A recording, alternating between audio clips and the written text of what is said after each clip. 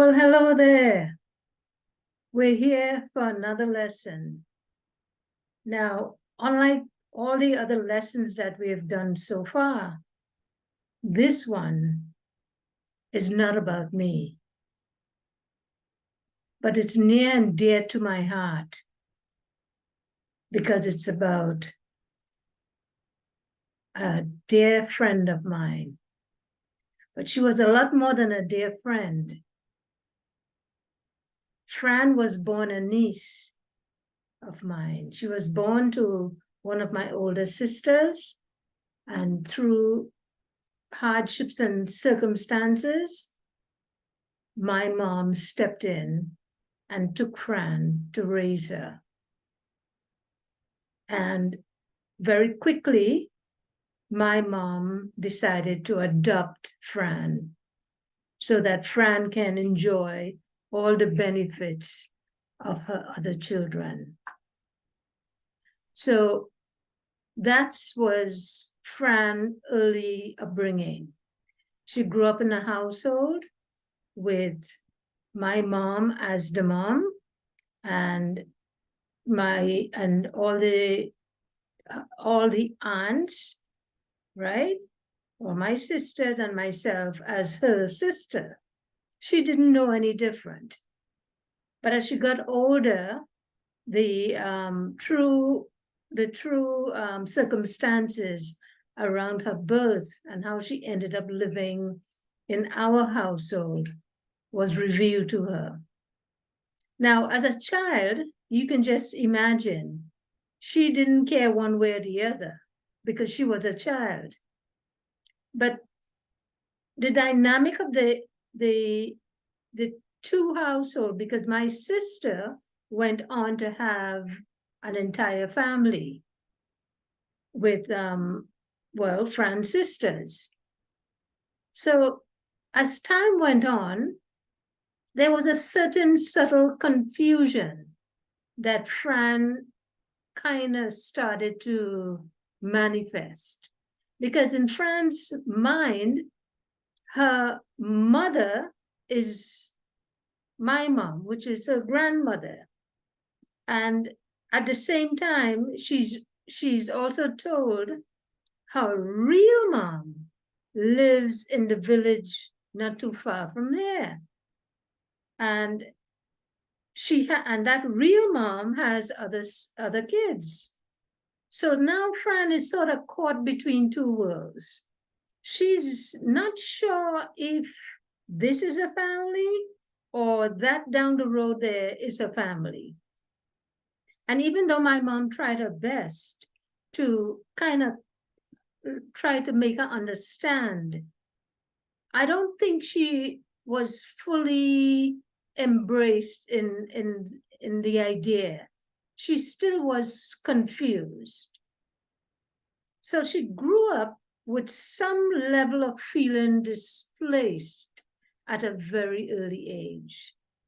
Because the minute she got old enough to understand, she started thinking, well, was I given away? Did my mom not want me? How come I ended up with my grandparents? Right? So she was plagued with this question. And it wasn't really articulated or vocalized a lot. That's a conversation that never really, got talked about very often. But I remember her asking my mom about her real biological mom. And my mom would say, yes, that's your mom.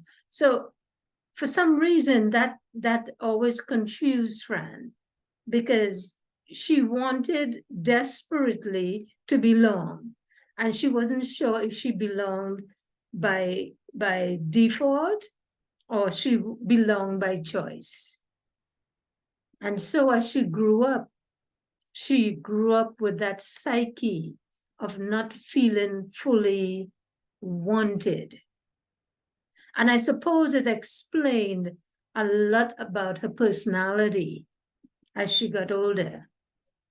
Because Fran was one of the most loving, kind, generous to a fault human being I've ever met. She was the life of the party. She was also seeking love in all the wrong places. And I don't mean with guys or anything like that, you know. I mean that she was so desperate to be appreciated that in any interaction, she would take on this personality of, I can do that, I can fix that, I can take care of this, I can take care of that. So, what do you think happened as Fran grew older? As Fran grew older, all of her relationships was one of this sort of codependence. She depended on them to show affection and love and to make her feel needed and whole. And they depended on her for what they could get from her, because that's what she brought to the table for them. That's what she brought to their table. So almost all of Fran's relationship outside the immediate circle was sort of plagued by this one-sided sort of dynamic. And so it was no wonder that Fran ended up in a marriage situation with the same dynamic.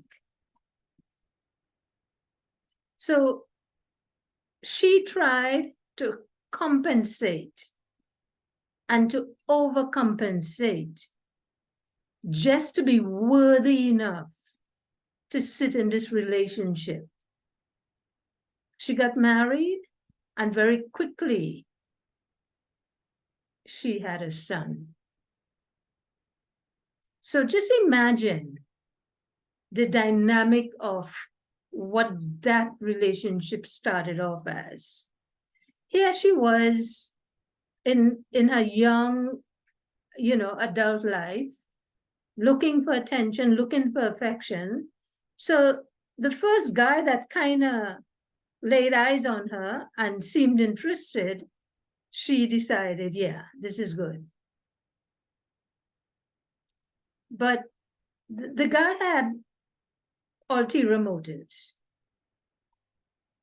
But I wouldn't go into that because that's not pertinent to this conversation. And Fran continued life. But as Fran continued life, it was obvious that she started to become extremely miserable. Miserable because the two most important people in her life that she continued to do for and did everything for and gave her life for, those two people, her husband and her son, well, as soon as the opportunity presented itself, they didn't support Fran in the way she wanted.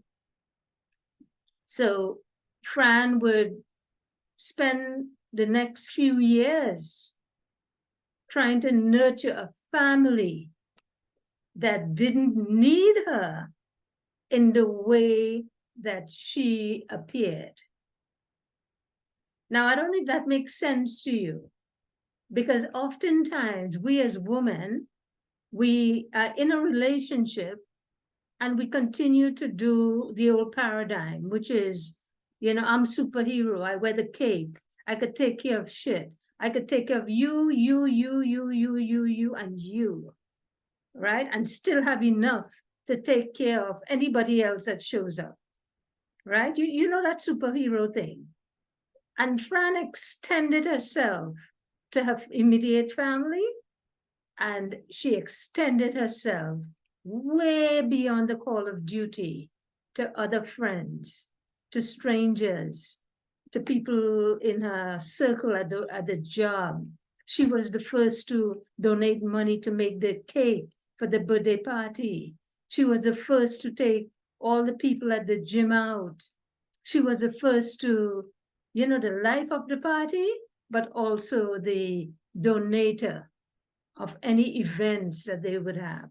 And I think at a fundamental level, it was all in an effort to feel needed, to feel loved, to feel important, and just to feel okay with herself, that she was worth something. But Fran and I really became best friends through the years because in a lot of ways, we were so alike. So we would compare notes in a relationship.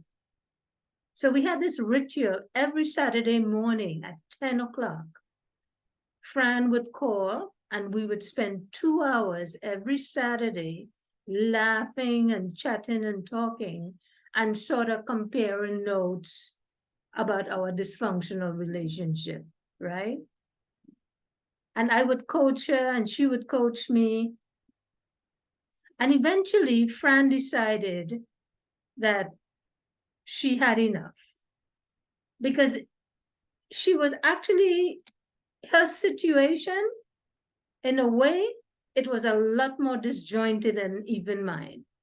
Because in my situation, mine didn't really show his colors very early in the relationship, but Fran's did. So the other difference is I was never married to my ex, but Fran was married to her burden.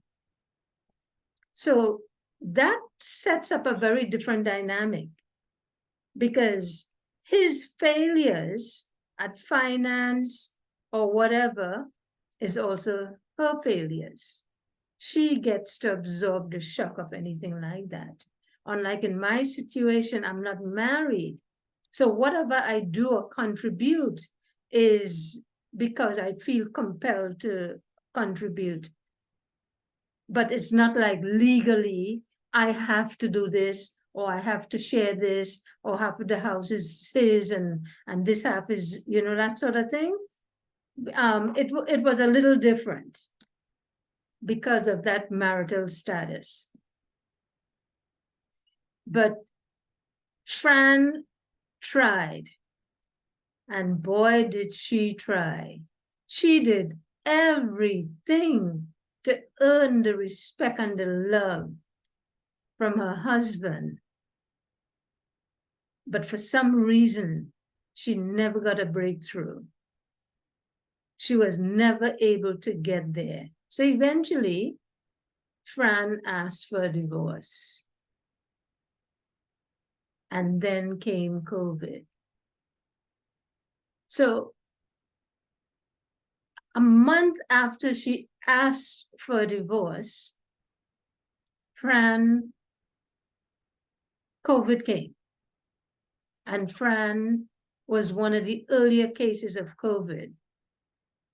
And I wasn't there because I am home in the Virgin Islands. But Fran told me that that her husband got COVID.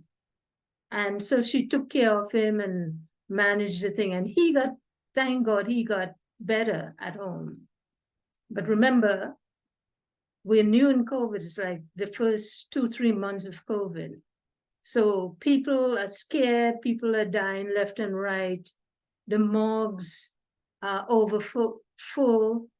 The freezer trucks is now lining up in places like New York and New Jersey. And everybody's scared. So 3 weeks after he got okay and went back to work, Fran came down with COVID. But the funny thing is, Fran stopped talking to everybody. In other words, the family chat line that we would normally touch base with each other every day, because we all live in separate parts of the world and everybody is scared and concerned and wants to be with each other. So we arranged to do a family chat. And then Fran suddenly didn't come on the family chat. And we would be talking to each other, sister to sister. Did you hear from Fran today? Do you know what happened to Fran today? What happened? Anybody heard from Fran? Why is she thing? And then, of course, we kept calling and calling. And Fran refused to pick up the phone or respond. And then the other thing, at this time, you couldn't travel. You couldn't go anywhere. But one of my sisters who lived closest to Fran actually went to her house and tried to reach out to her. And that's kind of how we knew that Fran had COVID. Because when she got there, Fran was so sick she couldn't even come to the door, but she, through the glass or whatever, told that she was sick and, what the circumstances were. But the ironic thing was, we weren't the only person or the only people calling on Fran. Remember, as I said, Fran had tons and tons and tons of friends. So those people were also calling on Fran. But Fran got in her head that she wanted the thing that she'd been working very hard on all these years. She wanted that now, which is for her husband and her son to show or to prove their love and support. So she refused to take anybody's advice to go to the hospital because she was waiting on them to take her. So one day turned to 2 and 2 days turned to 6. And the next thing you know, Fran is at home and could hardly breathe. And her husband disappeared because he don't want to catch that thing again. And her son, who she kept calling 24/7, he don't want to catch that thing either. So he disappears and husband disappears. And finally, husband said to Fran, handle your business. Because in his head, this is just another typical normal day. You handle your business, I handle mine. He don't stick around long enough to know how sick she is. So by the time Fran gets to the hospital, within hours, Fran is brain dead.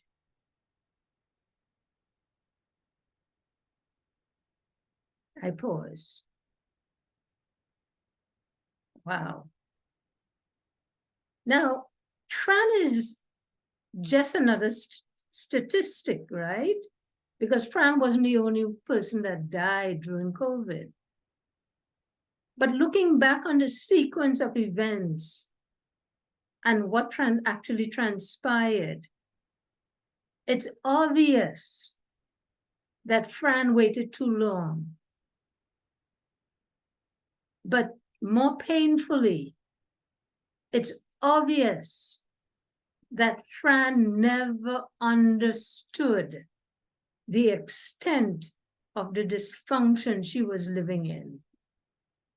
Because through the years, I tell you, Fran and I used to have 2-hour sessions every Saturday, and this went on for years.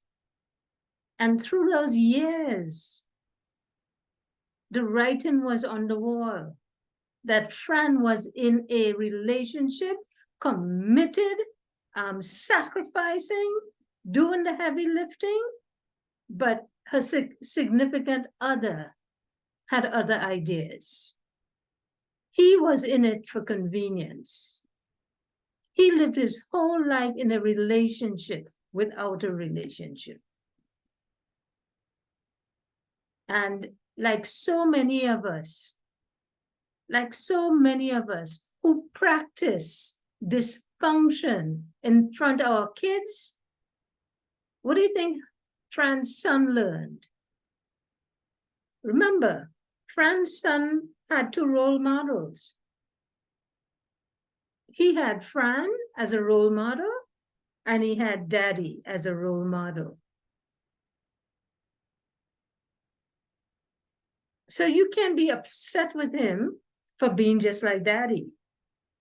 So the same way the husband treated Fran in the house was the same way the son treated Fran in the house. Like just another irritation. Why are you calling me? Why can't you handle it yourself?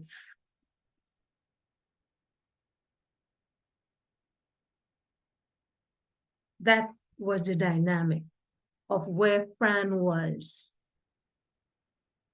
When Fran made a decision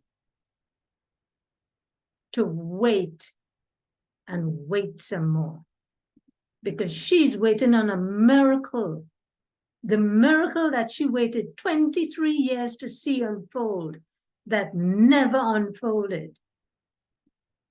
And she was in denial up to the bitter end, because she thought she could handle this. She thought she could fix this. And she also thought that, oh, she couldn't break up the family. She couldn't do that to her son.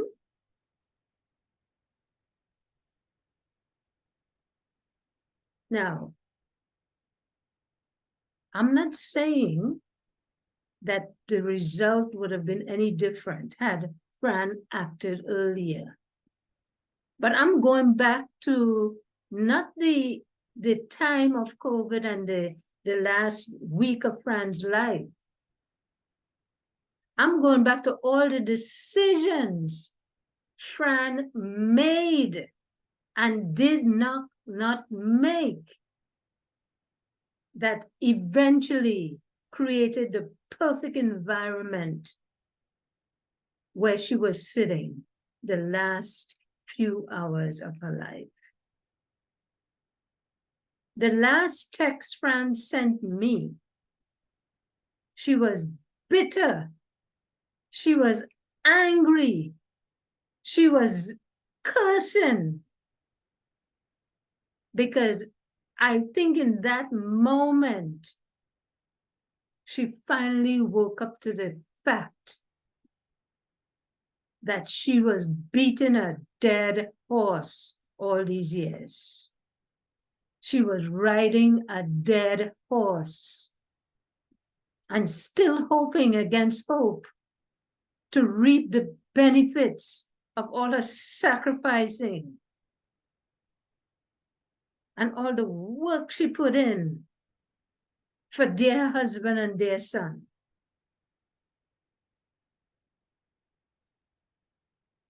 So this message has a lot of different layers woven into it. Because you can see the inability for us to see or to really articulate what we're looking at, how it creates our own demise. You can see when you continually ignore the evidence that you're looking at, you end up with sons like Fran's son. Because I'm also told he didn't even pick up the ashes or the urn before he bought his red Porsche from inheritance that Fran worked so hard to provide. I bet wherever Fran is sitting, if she could have spoken, she would have said the same thing I'm saying now. It wasn't worth it. It wasn't worth it. And I may be wrong. Maybe it was worth it. I may be dead wrong. But how many examples of this have you seen where you sacrifice and you don't want to leave because it will break up the family, but the family is doing just fine without you?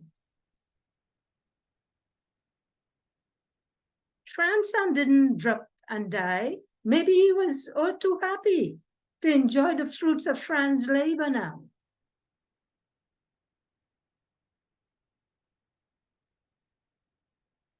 Well, where are you in your sacrificial lamb thing? Think about it.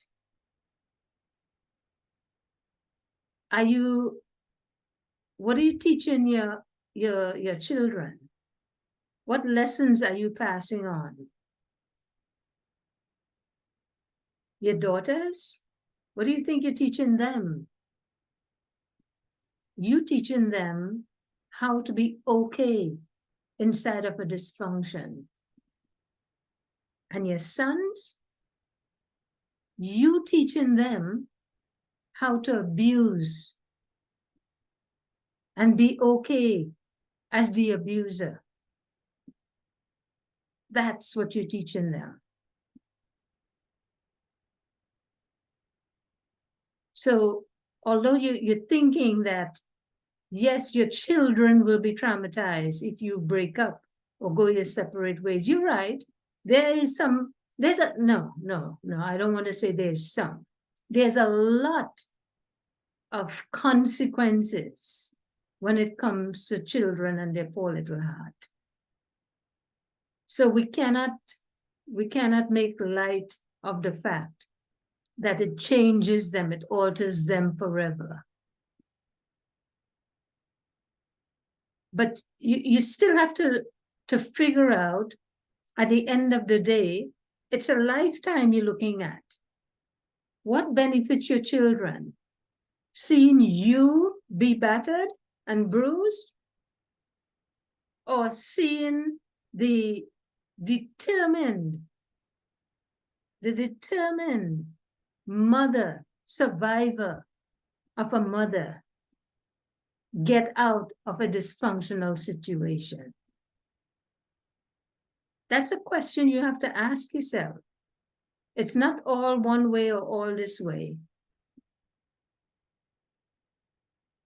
So if you are thinking that you're doing the right thing for your children, think again, because you may be doing more harm than good. I choose to do this particular story not to highlight how terrible Fran's, safety net was.